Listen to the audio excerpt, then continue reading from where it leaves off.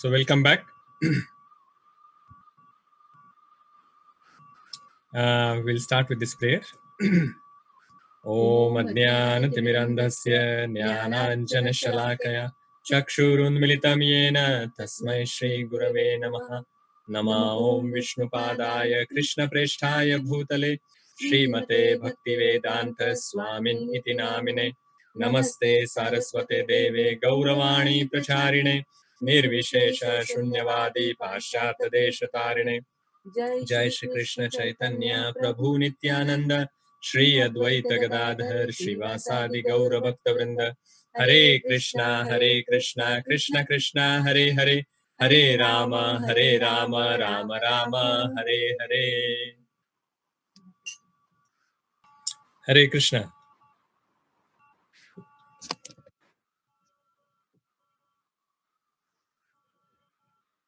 So we started talking about Lord Narasimhadev's pastime from yesterday. Because it's Narasimha Chaturdashi tomorrow is the appearance day of Lord Narasimhadev. So on that occasion, we decided that we will discuss Lord Narasimhadev's pastime. So what did we cover yesterday? Any particular lessons that you remember? Yeah, yes, Prabhuji, we talked about more on reciprocation. Yes. We talked about Maya. And Maya also, sort of Maya will be controlling us, not the Supreme Lord. Supreme Lord will be controlling Maya. That's why he's, yeah. Yes, very good. Kirtivanta Prabhu?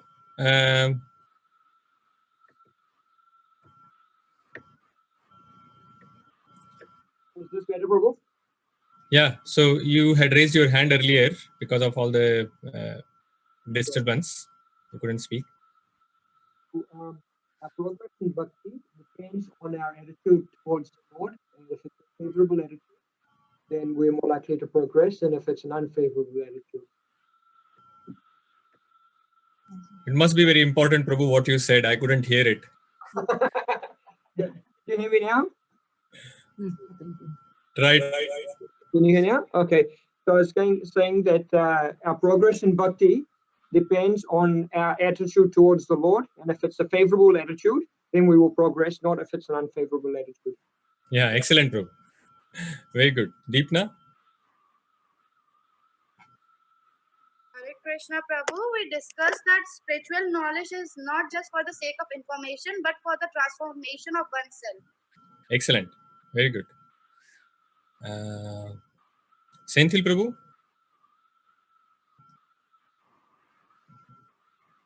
Hare Krishna Prabhuji. We saw that Lord is impartial, be it when we criticize or praise him. And he is also impartial, be it a demon or a devotee, and he reciprocates the way we act to him. Yeah. Very good. Excellent. Nikhil Prabhu? You gave the example, if we hit our head on the wall won't have a problem, but our head will certainly will. In the same way, if we criticize Krishna, we will receive the offenses. Yeah, very good. Excellent. Okay. So we'll continue on the further pastime. So yesterday we saw that the Parikshit Maharaj was asking to Shukadev Goswami whether Lord is partial or impartial. And while answering, Shukadev Goswami referred to the conversation between Yudhishthir Maharaj and Narad Muni. And that is where we got the answer whether the Lord is partial or impartial. Lord is above the three modes of material nature, and the dualities originate from the material nature. And because Lord is actually controlling the material nature and above the three modes of material nature,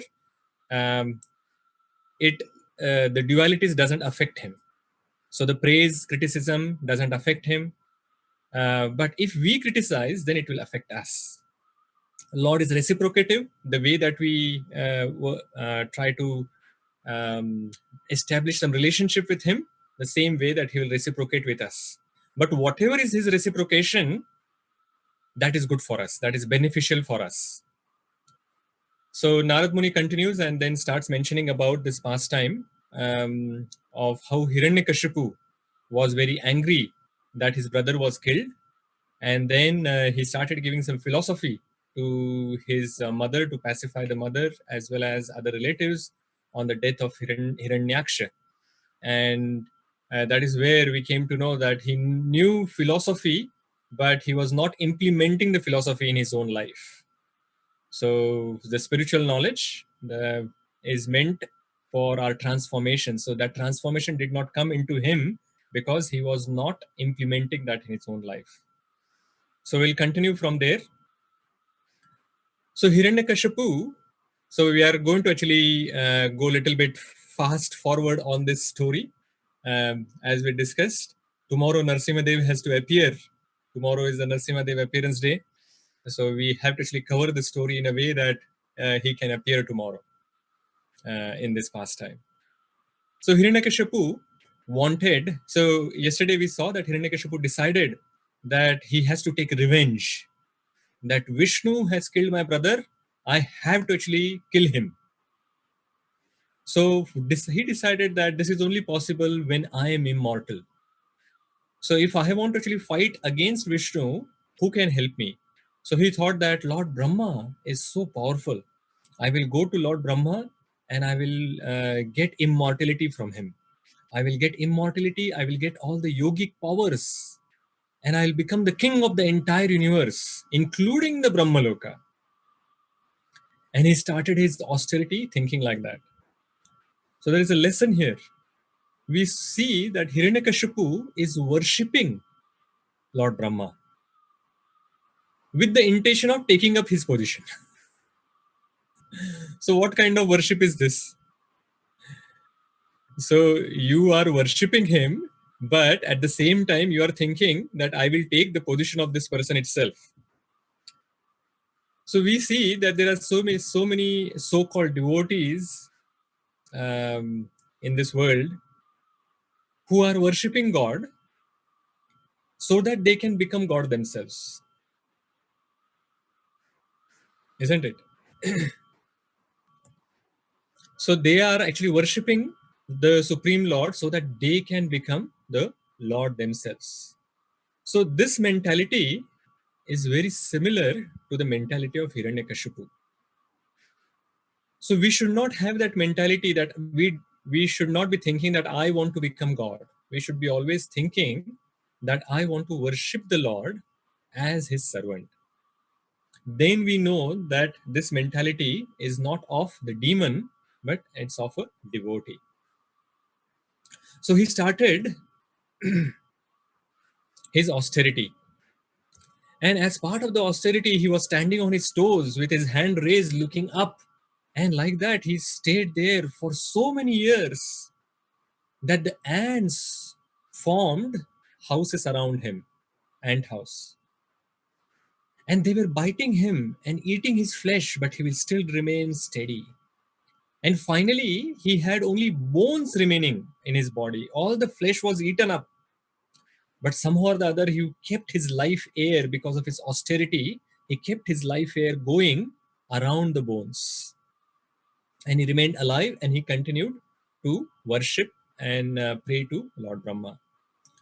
So his austerity becomes so powerful that because of that, the energy that he generated from him started some fire from his head.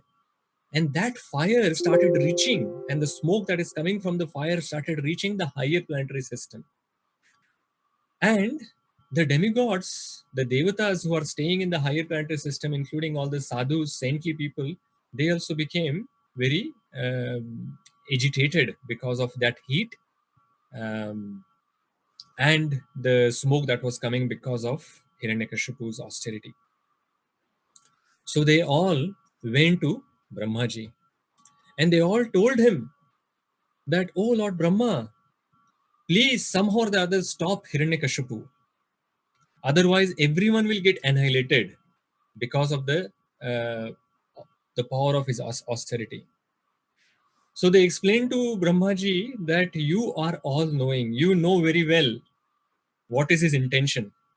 His intention is to become immortal. His intention is to actually become the king of the universe, including Brahmaloka. He wants to take your position. But do something. Please help us. So hearing this, Brahmaji went to see Hiranyakashipu. So Hiranyakashipu, austerity was going on. So Brahmaji asked Hiranyakashipu to stop his austerity. He said that I am now here, so I have become pleased with your austerity. So please, now you should stop it. So from that anthill, then Hiranyakashipu looked at Brahmaji, and Brahmaji just from his kamandalu, from his pot, he took some water and sprinkled on Hiranyakashipu. And automatically, by the power of that transcendental water, Hiranyakashipu's body became very strong and full-bodied. All this bone again got some flesh on top of it, and he became very young and very, very strong. And then Hiranyakashipu started offering prayers to Brahmaji, as if he is the Supreme Personality of Godhead. He started doing this flattery of Brahmaji. He started saying that you are the Lord of the universe. When everything is destroyed, you are still there. You are Brahman. You are super soul in everyone's heart. So because you have so much power, if you are pleased with me, just make me immortal.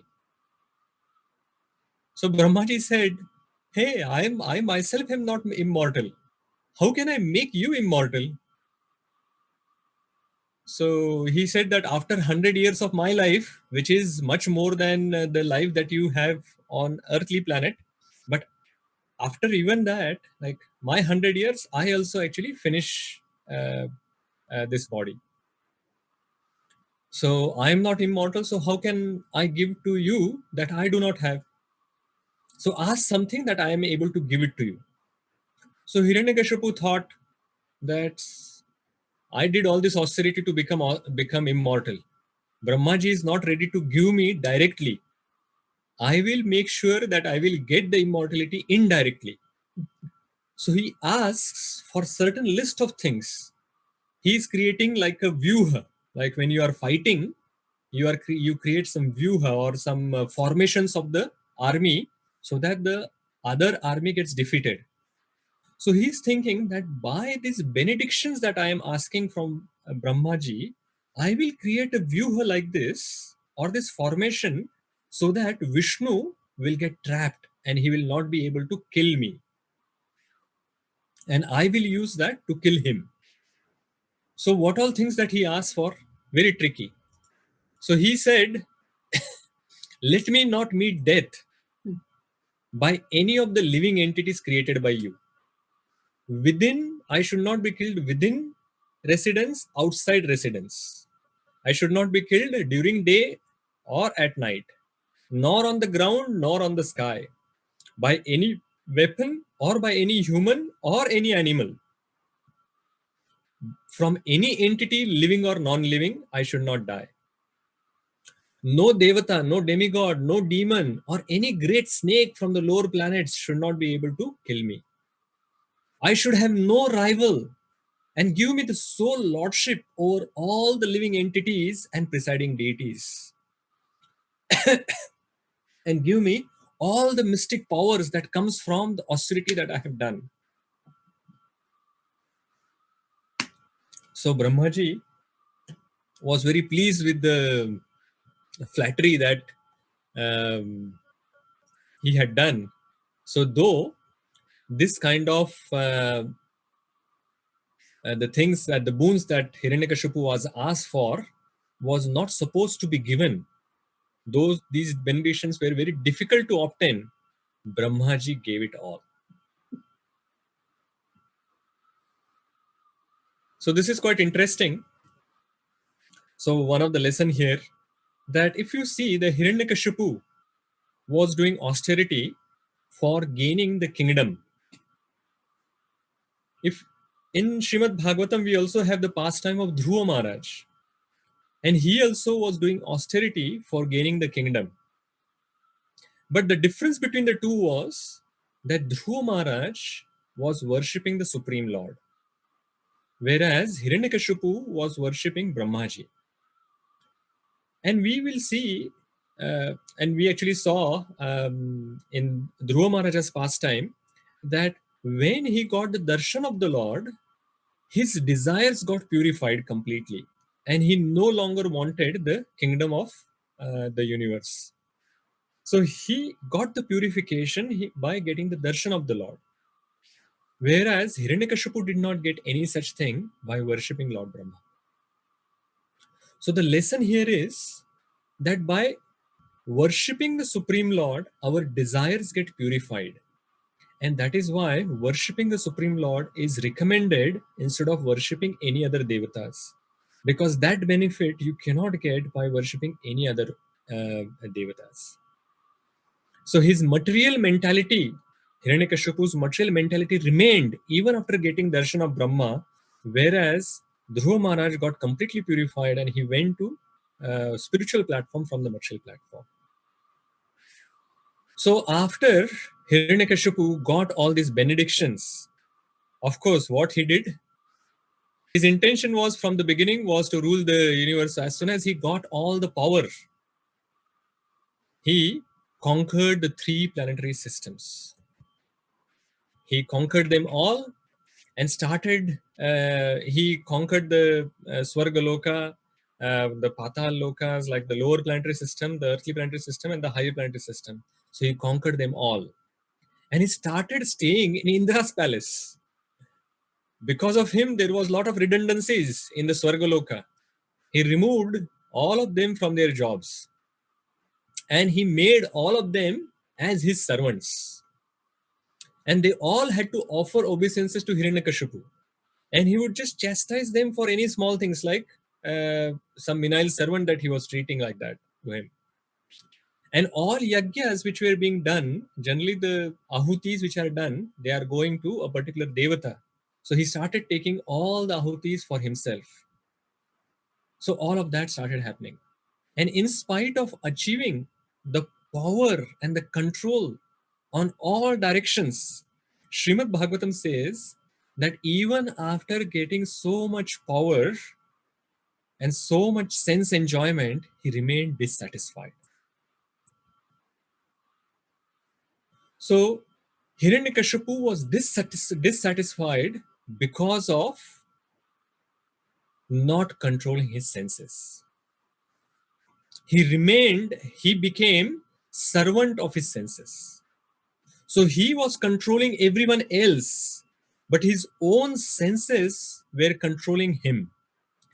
He was making everyone his servant, but he became servant of his own senses. So the lesson here is that no matter how powerful you are, as long as you have uncontrolled senses, you are going to remain dissatisfied. And whereas when you control your senses, we will see the example of Prahlad Maharaj is going to appear immediately now. So control senses, then you become satisfied. It is counterintuitive. So we may think that the freedom of using your senses in any way that you like will make you happy and satisfied. But it is the other way around. If you regulate your senses, then by those regulation of senses, we become satisfied. So we should learn from Hiranyakashipu. He had everything. All the enjoyments were available for him. Still, he was dissatisfied. We see there are so many rich people around. They are billionaires and they have so much money that they will not be able to spend that much money in their entire life. But still, they are not satisfied. They are fighting with each other. They are actually running behind the money. Anyway, so all the demigods surrendered to the Supreme Lord. And they thought that something needs to be done. And they offered, so they went to the Supreme Lord and they offered prayers. And they asked for protection from the Supreme Lord, saying that you are the only one who can save us now. And the voice that they heard from the Sagara, so they offered the prayer for protection. And the voice of the Lord was heard. And the Lord said that I know what is happening. Do not fear. I will stop it very soon. And he says in this verse, Yada deveshu vedeshu goshu vipreshu sadhushu dharme mai cha vidvesha sava ashu vinashyati. So he's saying that who is going to be vanquished. So he's giving some some conditions.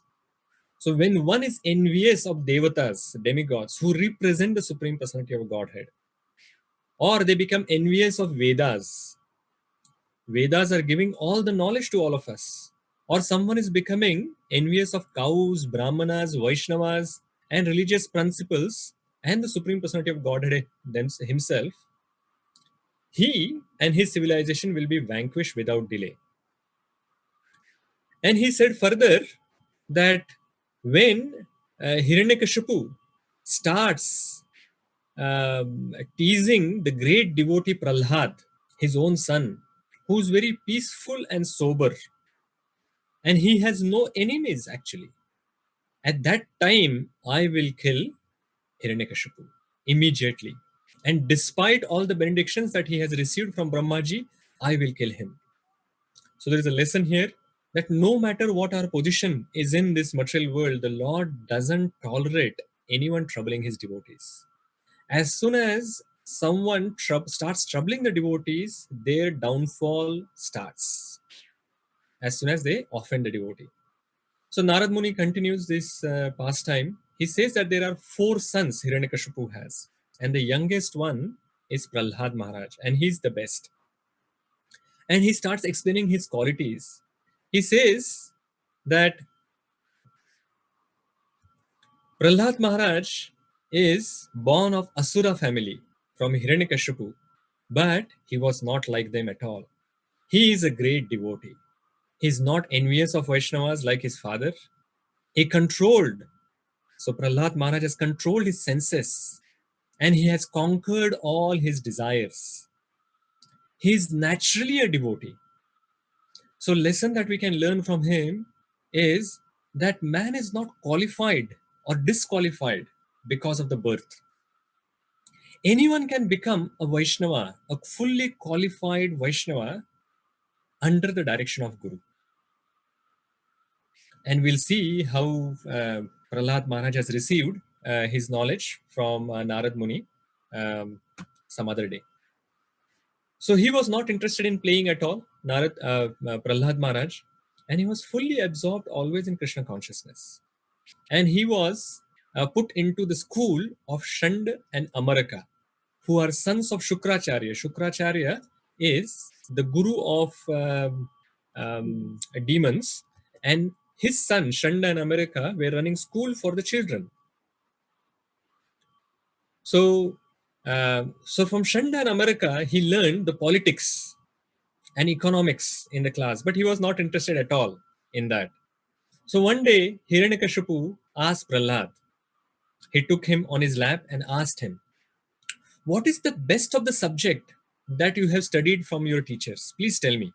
So just like the father sometimes asks, "What did teacher tell you, teach you in the school?" Similarly, Hiranyakashipu just casually asked from Prahlad, "What is the best of the subjects that you have studied from the teachers?" And Prahlad said that if one wants to be free from the anxieties of life, then one should go to forest and then take shelter of Supreme Personality of Godhead Hari.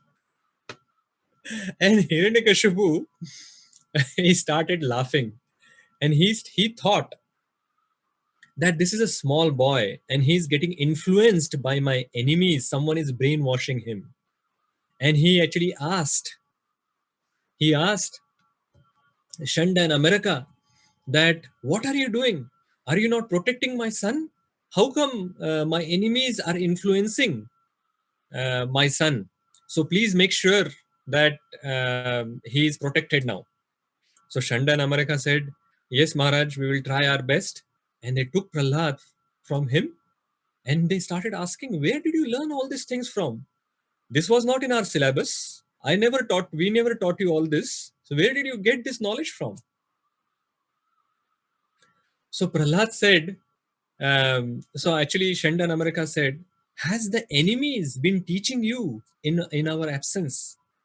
So Prahlad said that one who's thinking of enemies and friends, they are deluded by dualities of material nature. When Supreme Personality of Godhead is pleased with a person, then one can come out of the dualities. And he said that no one has taught me. I'm naturally attracted to the Supreme Personality of Godhead. And your so-called enemy, Vishnu. The teachers became very angry and they are saying that you are spoiling our reputation and bring a stick. And they threatened and chastised Prahlad. And after that, they actually taught him, they gave special attention to Prahlad and taught him a lot about all this dharma, artha, kama from their perspective. And after they thought that now he has understood it properly, then they again presented Prahlad Maharaj to Hiranyakashipu. So Prahlad Maharaj offered Dandavat to Hiranyakashipu. Hiranyakashipu placed him on his lap and asked, what is the best of the knowledge that you have learned? So Prahlad Maharaj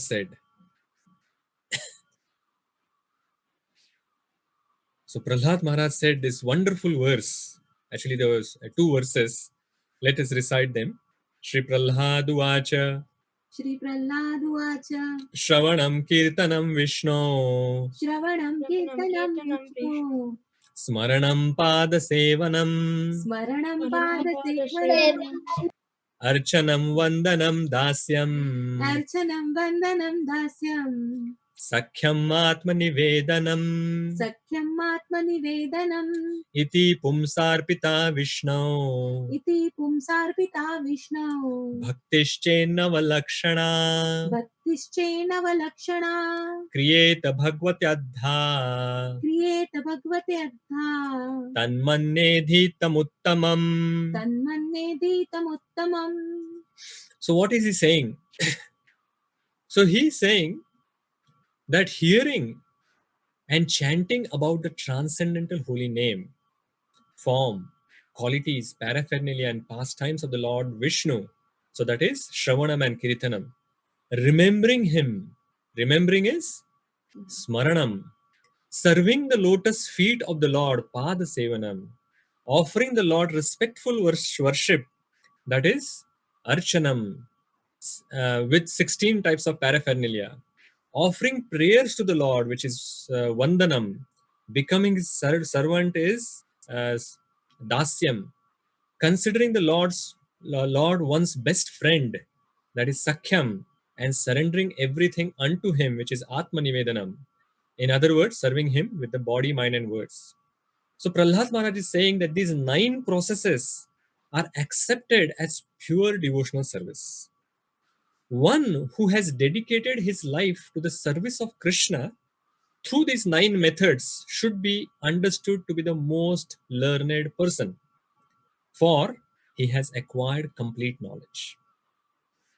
So very interesting and very important 2 verses that we are seeing here, that these are the 9 processes of devotional service. Shravanam, Kirtanam, Smaranam, Pada Sevanam, Archanam, Vandanam, Dasyam, Sakhyam, Atma Nivedanam. So what is Prahlad Maharaj trying to tell us? Prahlad Maharaj is saying, one who is doing devotional service or the process of bhakti, he is the most learned person. Why is that? Because Vedas are giving us all the knowledge. Vedas is the body of all knowledge. And essence of Vedas is knowing the Supreme Personality of Godhead Krishna. In Bhagavad Gita 15.15, it is mentioned, Sarvasya chaham hridi sannivishto mattah smritir jnana apohanam cha vedaischa sarvair ahamev vedyo vedanta krit veda videha chaham. So what it is saying here, Supreme Lord himself, Krishna is saying here, vedaischa sarvair ahamev vedyo. aham eva vedyo. Of all the Vedas, I am the only one to be known. I am the only one to be known. So one who understands the Supreme Personality of Godhead, he has understood the Vedas. So he is the learned person. If you know the Supreme Personality of Godhead in his personal form, then you have known the Vedas. And once you know the Lord, you also know yourself. You know simultaneously that, oh Lord is so powerful, and I am his part and parcel, and I am his servant. And we would want to serve him. So, how to serve? These are the 9 processes of devotional service. So, for us, this verse is very important as it gives us the clear path of serving the Lord. So, if we follow this advice of Prahlad Maharaj, and remember, he had answered to a question, what is the best of the knowledge that he has learned? So the best of the knowledge is doing bhakti to the Supreme Personality of Godhead. And how to do it? By one of these 9 processes, or you can do more from these 9 processes. So this is the essence for today, and we'll stop here. And we will continue this pastime tomorrow. So any questions or comments anyone has? Today actually it went a little bit longer, so we will just take only 1 or 2 questions and then we will stop. Deepana? Hare Krishna Prabhu, how are we supposed to fast for tomorrow for Narasimha Dev's appearance day?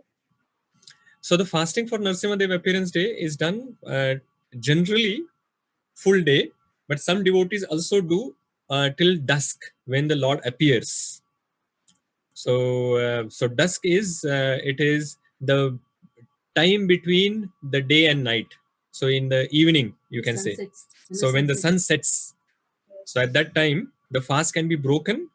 If someone wants to continue the fast, then they can even break the fast with Ekadashi Prasadam like, and then they can take grains the other day. And you can do more chanting tomorrow. Okay, thank you Prabhuji. Okay, I'll take one more question. Aditya had raised his hand earlier, so I'll take his question and we'll stop. Why did Brahmaji give Hiranyakashipu those boons? Because if he did know he was a bad guy or not a good person, Very why good did question, he Aditya. give him the boons? Yes, very good question. So why did Brahmaji give this boon?